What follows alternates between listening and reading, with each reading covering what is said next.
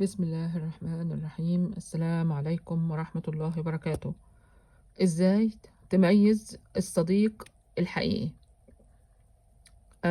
اختار حد يشبهك في الاهتمام والمستوى الاجتماعي. لاحظ اذا كان الشخص ده بينقل اي خبر عنك لشخص تاني ولا بيحافظ عليه. لاحظ اذا كان عنده كبر ولا بيقبل النصيحة. لاحظ إذا كان عنده ثقة بالنفس ولا بيشعر بالغيرة ناحيتك.